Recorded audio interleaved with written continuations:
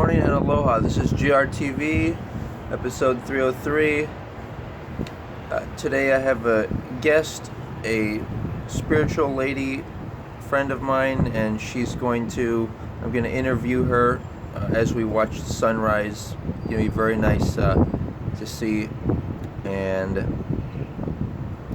she'll do a little introduction, welcoming to the new day, and then we'll go through 10 points and her approach to them. She's really been a good influence in my life and encouraging me to be a more individual person and be conscious and respectful of my boundaries and needs and goals, and I think you'll be quite refreshed to see what she has to say. So you can start the morning greeting, and then we'll go through each question, and you can share whatever's on your mind. Awesome, thank you. Good morning, or afternoon, or evening, wherever you are watching this on whatever timeline. It's really beautiful up here. You get to watch the sun peek over mountains and illuminate the sky, giving us a reset. Every day feels like a new opportunity to be the best version of yourself that you can be. At least that's the way that it feels for me. Definitely some days you wake up feeling especially challenged, and knowing that you have all the tools to face the challenges is something that it's a point of view or a mindset that I think will really help support, especially during the times that we're in right now. Got some crystals with me. I have crystal for forgiveness, for love, and for being in the flow. I think those go together. It seems that forgiveness is almost needed to be really in a space of love, and also to allow yourself to flow in the moment and not be holding on to past moments. I also have some crystals for protection. It's always good to make sure that you are safe and well protected wherever you go, physically and also energetically. There's a lot buzzing in the air right now, just everywhere, and we are vulnerable. So I agree. There's a lot of possible distractions to one's goals, and also dangers and seductions of the physical realm that can get people off the path they would otherwise intend. And that actually matches right in with the beginning of my 10 topics. The first two are concerning addictions, and the first one is a look into addictive substances, not just hard drugs, but also things like caffeine and sugar, and how these are in the culture, whether in America or abroad. And so what first comes to mind with this for you?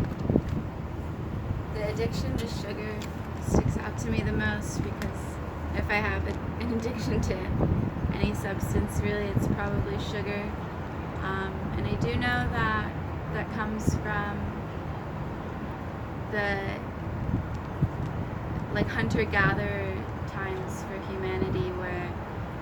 be traveling with your tribe and come across the first fruit tree that you've come across for who knows how long, and so our ancestors would gorge their bodies essentially on these fruit because they didn't know when they'd get more, and they didn't want to always be carrying a lot of fruit with them. So from very early stages, it seems that we've had tendencies to get as much of whatever it is that we can, just in case we can't have enough. And so I think that has also a little bit to do with scarcity mentality of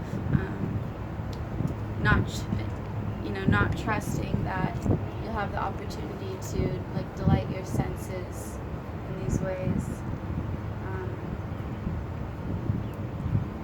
I think that a huge part of addictive personality comes from shame, and the energy of shame seems to put people in a space where they feel stuck almost. And so you could, one day indulge in a lot of sugars and then feel ashamed of it for whatever reason. And so the next day, you might do the same thing because you... Trying to fill that gap, yeah. Yeah. Yeah. That's good. And what about people who are always drinking alcohol or other substances, which are not only like sugar affects the health, but it also, these other substances affect the mental health, and they drive people to do destructive things. So what, have you seen anything that's worked, like in I don't know if you saw Michael Moore's movie Which Country Should We Invade Next, but they looked at different countries in the world and how they deal with drug abuse and rehabilitation, and allowing drugs to be legal, and different measures to try to reduce people's dependency on them. And I guess it's also a question of how why they start doing it. Any thoughts on hard drugs? Yeah, I think that hard drugs are created almost specifically to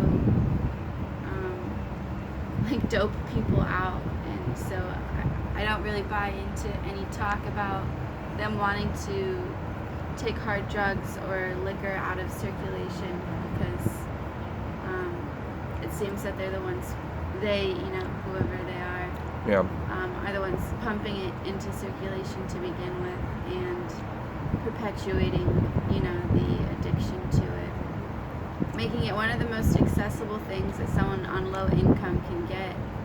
You could be low income and still go to the doctors or whatever emergency room for whatever pain that you're in from whatever experiences you're going through, and they'll just dope you up even more. Yeah, doctors, psychologists, drug dealers for a $20 hit, whatever. Yeah, they're pretty much the same substances, whether you get them from a doctor's office or you get them from your local trap lord. Yeah, that's great. All right, so in number 2, we look into, you've already touched on this, addictive behaviors. So a few examples I've heard you reference in the past is useless interactions. Another one I think that people can relate to is shopaholism, where people like to be gathering more and more things, and another is just pursuing profit just for the sake of profit or power. So why don't we start off with, unless you can think of another behavior, what you want to start with, interactions that don't serve people, and how you explain that? Well, I would say that all of the examples that you just listed have to do with people trying to fill their cups, pretty much, rather than filling them up internally through the connection, that they have with life force energy, and the connection that they have with themselves. They, a lot of people are seeking external fulfillment because they've yet to really tune in to what it means to feel fulfilled internally. You can be in that space in each moment of fulfillment, no matter what your external environment is, and that's tricky. It takes a lot of work, and a lot of people, I think, just seem relatively unwilling, and these, I guess, the personal relationships specifically. Meditations we'll cover in a later topic. I know that's related to, in terms of behavior and not being dependent upon the outside world in order to have a sense of fulfillment and strength. How about the useless interactions idea? You want to say a little more about that?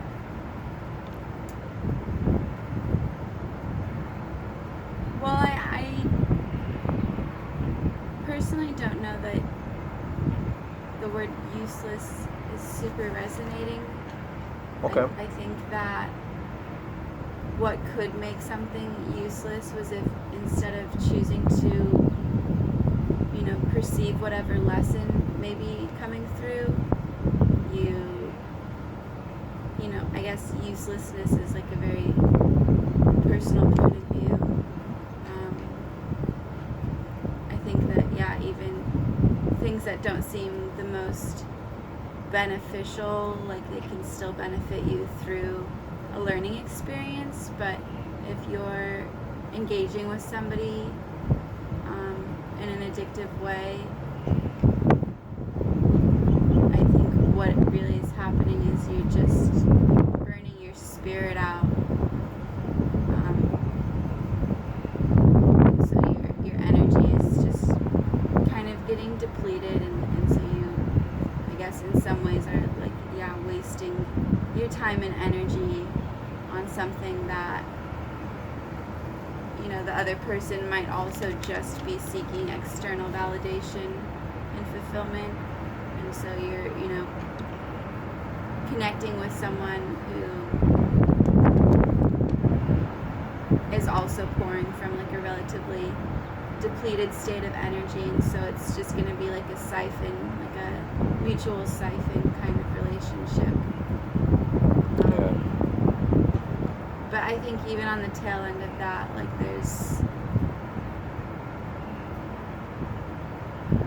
there's always something that you can take away. Whether it's you mentioned earlier, just realizing that you have these boundaries and you just consistently are not holding them up because of the fact that maybe this person is there and is willing to be addicted to the interactions with you. So you feel maybe a sense of companionship.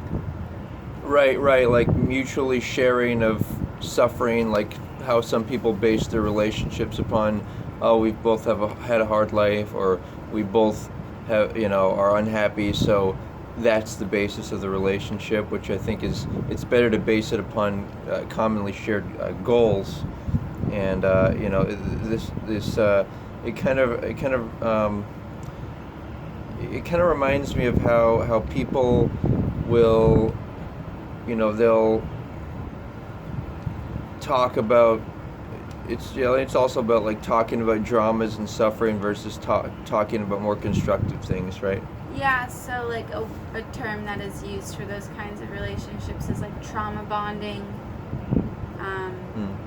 where you're pretty much just what you just said, sharing about the suffering and how much you have in common there, which it's nice to feel you're not suffering alone, that's for sure, but also how much do you want to perpetuate the suffering by making sure that it's the point of focus all day, every day, which I have,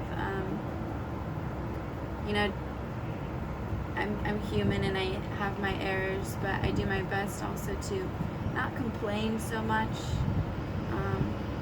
because it's like you could wake up in the morning and the first conversation that you have could be inspiring. You talk about some ideas that you've got, and you want to accomplish them, and no matter how simple they are, be like, yeah, I'm excited to brush my teeth, or I'm excited to drink a fresh cup of water. And a lot of people have a tendency to just like immediately wake up and complain maybe about what their quality of sleep was like. And it's not to say that you're not worthy of being heard in your suffering, but or listening to yourself, your own difficult thoughts, yeah. But maybe writing them out, right? It definitely. I think that it's important to get things out, the pain and the beauty. But people seem to get stuck on a loop of just like really low vibrational energy exchanges. Yeah. And I think that comes from like whether or not their cup is filled, and whether or not they feel worthy truly of something more uplifting.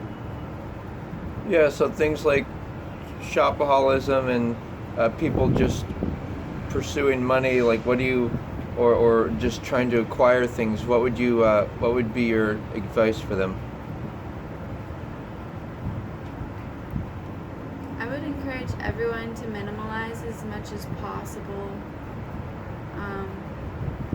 And I know that feels like out of touch and out of reach for some people. So if you do want to consume, you're like willing to spend a couple $100s a week on just stuff, which there are a lot of people that do, then I would encourage you to get some quality stuff. Like, you don't need to be buying these items that are very well known to break as soon as possible and need to be replaced as soon as possible. Like, why not choose to, or I would choose to encourage people to choose to invest in just the most quality, whatever it is that they feel like they need more of. Yeah, I was thinking you were going to hint on using your money to promote what you want in the world too. Yeah. Definitely.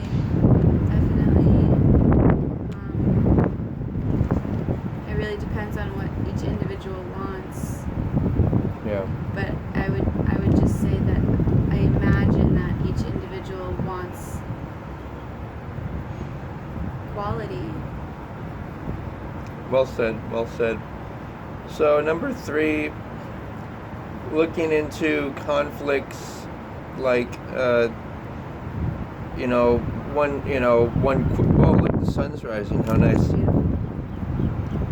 So looking into, one thing is like, how do we, if we can't change people from wanting war and conflict, and what do we do? And like xenophobia, racism, these different issues that are apparently still in the world. So what do we do to make less conflicts and bring more people together? I have really mixed feelings about a lot of things. The sunrise is amazing. Thank you for bringing us out to catch this. I would say, there's really only so much we can do other than leading by example, and rather than engaging so much with these qualities within people by talking to them as the people who are perceiving in this fashion. I do my best to approach people, like I'm speaking to their higher self as much as possible, kind of holding them to a little bit of a higher expectation option if I do choose to engage with them. And then, I mean, quite honestly, like, there are some people that I just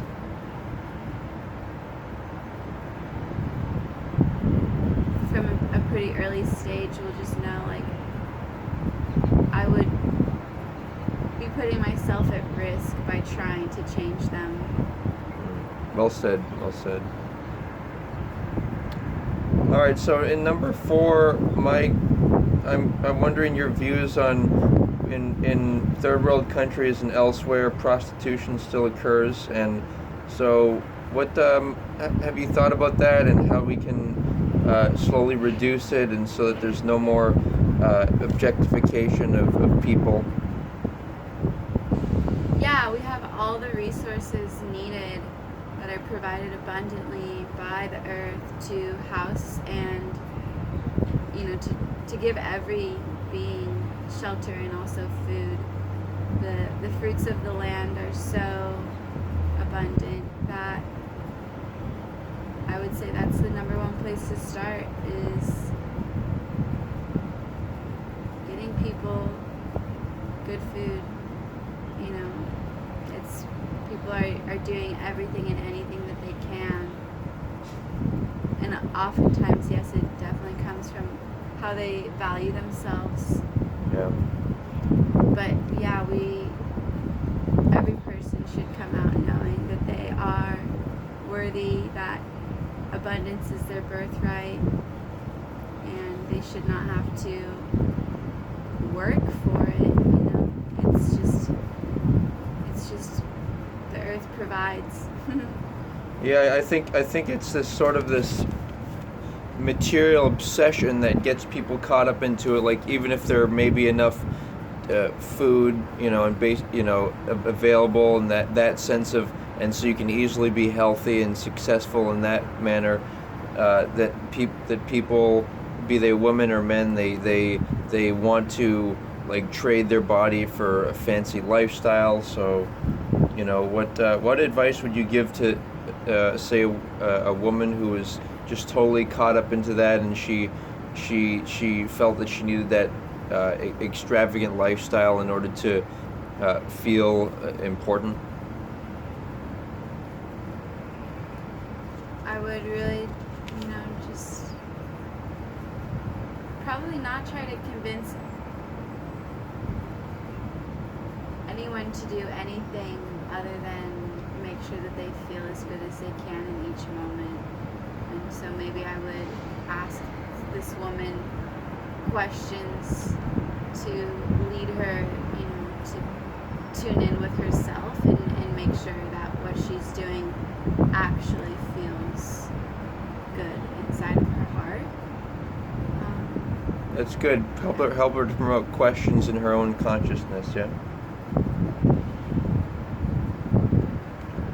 So, number 5 is concerning feminism and other movements. Any thoughts on that and the future? I think that any ism can be brought to extremism. Any school of thought, any belief system, any political stance can be easily put into an extreme position. I think that it's definitely important for women to feel empowered and supported, you know, to accomplish what they feel they need to accomplish. I feel that men also need to feel the same way. I think that the movement of feminism has been really beautiful and also destructive in some ways, whereas we've now put our men into a position where they feel almost obsolete to a lot of women, which I think more important than just women alone feeling empowered. I think it's important for us to focus more on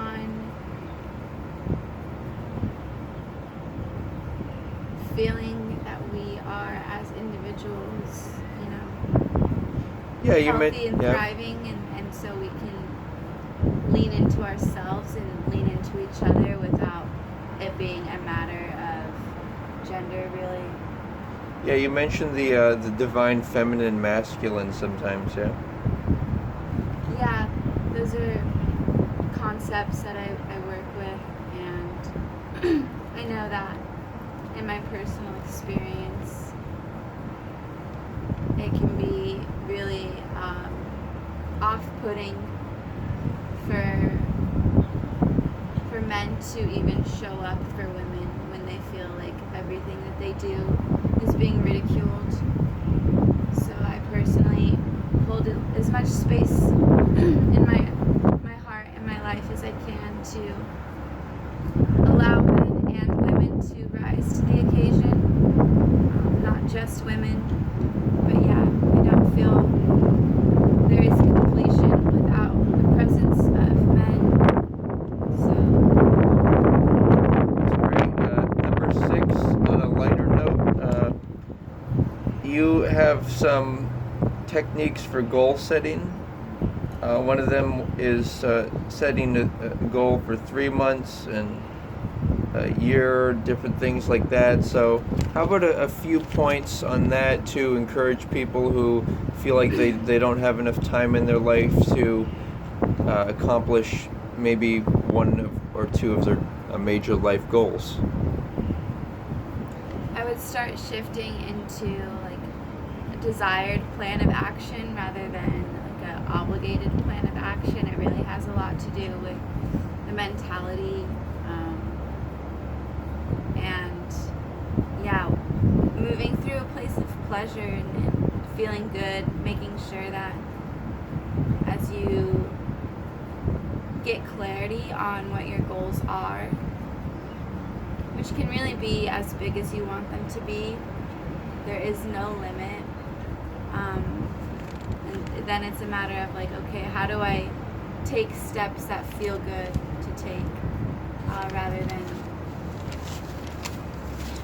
taking steps that you feel you have to take. So I recently shifted from creating a to-do list to a want to-do list, and trusting in the inspired actions that come to me in each moment, knowing that everything is subject to change, and I might think this is how I'm going to take the steps to get there, and 2 days later it's like, no, there's a whole new path that's opened up for you with brand new steps. And yeah, to be open to that shifting, that as you take the steps that present themselves to you, that will create a ripple in the path. Excellent. And number 7, I am asking about civilization in general. You've mentioned different things for improving the earth that can be done, and also if you could touch on like just the way the world works. Any thoughts on that? I think the biggest need for an improvement is to do with consumption. I think that I know that we have the technology that's needed to live a completely sustainable, free from exploitation lifestyle on this planet. Like a resource base, like they talk about in Zeitgeist? There's definitely a resource-based economy kind of idea, but also just the technology that would be needed to purify the ocean and reset the nutrient levels in the soils, and it's not out of reach. And so I think what's really needed right now is for people to, as you mentioned, spend their money on different companies that are taking actual action to, support life on Earth. I think that's a really big thing that people just want to consume, but they forget that on the food chain, we are producers as well. So we're not just here to take from life, we're also here to give to life. And so, yeah, making sure that whatever we're doing, whether it's spending money or just whatever interactions that we're having, that it's supportive to life.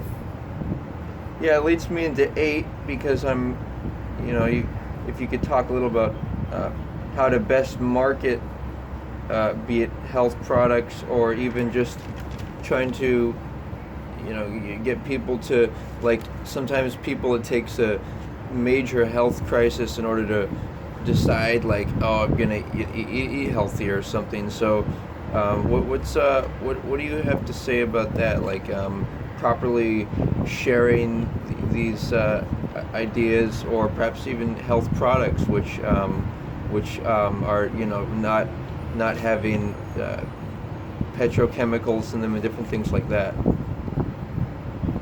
How to market for this kind of stuff? Yeah, how to best, besides just doing it oneself, as setting an example. Are there any other ways that you found that work well to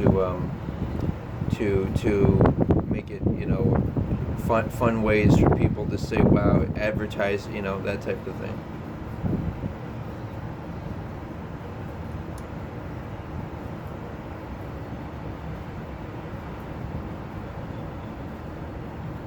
I'm not entirely understanding that question, beyond Yeah. like social media and just media advertising and marketing. Okay. Or I guess the only thing that's really coming to me is to like have a group of people who are also inspired by the same things as you, and like kind of, to work together. So to make time for them in order to have like a group synergy instead of just trying to do it by yourself. Yeah, I think there's definitely power in numbers, and so if you've got like a group of people, out just doing whatever you're doing, and you're all clearly happy and feeling good and connected, it's gonna spark, questions and inspiration in people, and rather than feeling like you have to approach people to share whatever good news you might have to share, people are gonna want to start approaching you and be like, hey, like, how are you feeling so good right now? The world is crazy. You can furthermore share, well, I live in alignment. I'm connected to life, and I'm not, just consuming to fill an empty hole in my heart. Excellently put. So 9 and 10 will be concerning. 9 will get into different techniques like hypnosis, and people do DMT experimentation, maybe marijuana or different things, to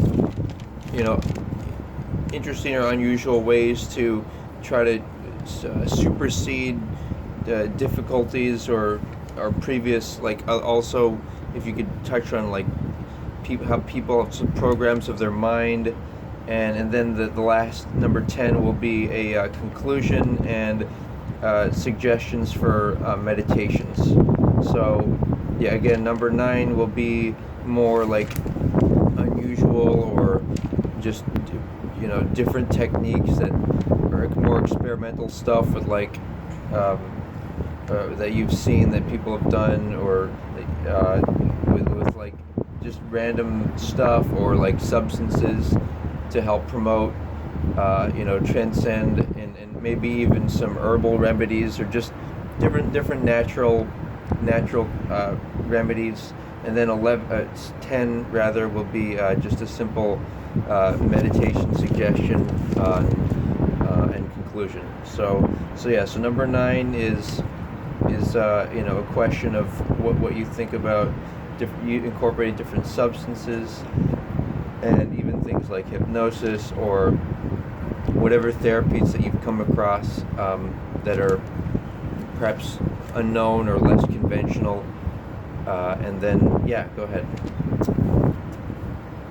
So as far as like psychedelic experiences go, however one chooses to stimulate a psychedelic experience seems to be very focused on recognizing like the fractal universe, more or less, which once you are able to perceive the fractal reality, you are able to understand there's no separation.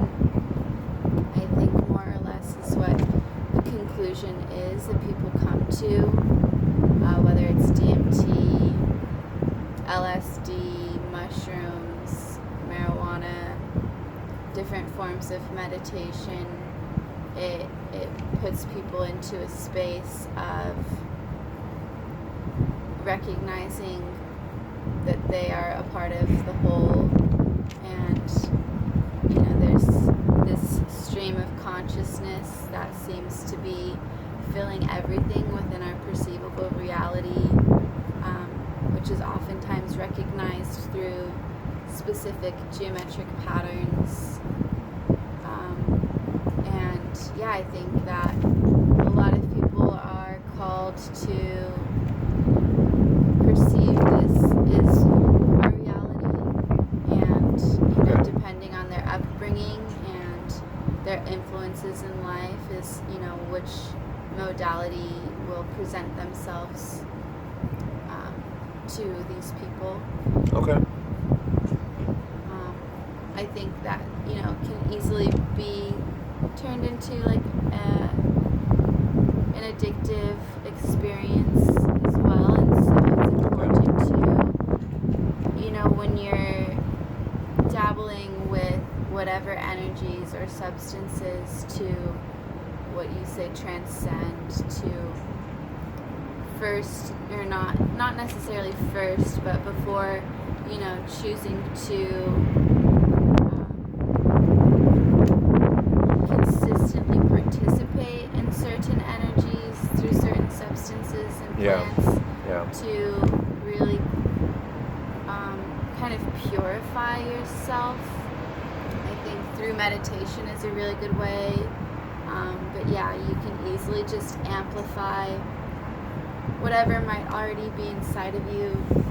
You can call it ego, you can take DMT every week for months and still be in need of some healing, because you're kind of just dependent on an external experience. So yeah, it will affect you internally for sure, but I think that meditation is like the purest way to go about understanding and connecting to these life force energies that perpetuate your reality. Yeah, that leads us to number 10, and then you can do a little conclusion too to this nice sunrise moment. So a meditation that you've used that's really made your life easier, if you could share. Yeah, so one of the most important techniques for me in almost any of my sittings is to feel the earth supporting the weight of my body.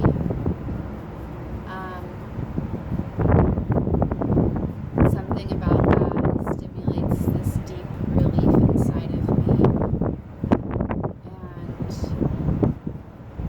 and I feel once I've dropped in to that space, I feel like I'll use the phrase dropping in, and that usually has to do with like tuning in to the connection to life that I am able to perceive.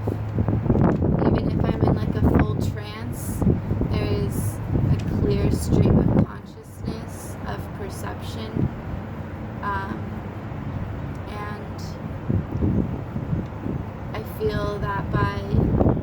initiating or stimulating this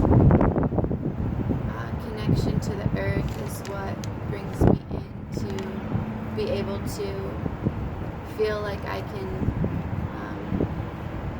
explore whatever that's streaming at that moment safely. Yeah, just knowing that the earth has me and I'm like not gonna just disappear into the cosmos because I'm supported to live on earth. It's great a perspective on grounding there, like the root chakra. And also you mentioned something like stream of consciousness. Like I've myself gone into, you might call it like a partial trance where, like, this occurred to me actually at a Hare Krishna temple. They were doing a nice, they were doing drum, and then they were chanting, and I just started dancing and like really moving in accordance with the music, but in such a way that I would just let my body move and spin around and move and not trying to plan out each movement, but just kind of flow freely. And my hope is that, I'm guessing you've experienced that, and my hope is that everyone gets to experience this truly. It's kind of I think they call it something dance. It's some type of ecstatic dance, yeah. And I just really hope that people be able to do that. Just like when you play certain music, it can, on a device where there's sand or water, it vibrates, and you can see certain patterns occurring. I really feel like in the right safe atmosphere with the right people, you can kind of lower your guard and really enter into this, like entering into the field, the universal field of energy and music, and just get into that, and just an experience I've been reminded of. Yeah, I think that, like what you're saying about the patterns in the waters, I see people as being, just another version of that, another part of the fractal, just expression of sound, wave, energy. And I think that one of the easiest ways to get into that space, like no matter the setting, again, is to feel in yourself fulfilled and to forgive yourself of any shame that you might feel. Because I think, shame is a really suppressive kind of energy. It also, as I mentioned earlier, can just amplify any kinds of toxic patterns. And so toxic patterns can be suppressing your nature and the true spirit inside of you, and just dropping into your connection to the earth and to life, and just allowing yourself to be like one of these sound waves rippling through the universe. It's really beautiful. Yeah, I think yourself and myself, we've both worked a lot in order to achieve this level of consciousness and ability to be adaptive and move around and question and get answers to life. So I'm really glad that you were. This has been like a full interview, 40 minutes. So you were really able. You really had the time to explain thoroughly your perspectives and observations. So it's been great. Thank you for coming on GRTV. Thank you so much. I appreciate you. All right, aloha, guys. Aloha. Really cool to see the sunrise here with you. Take care.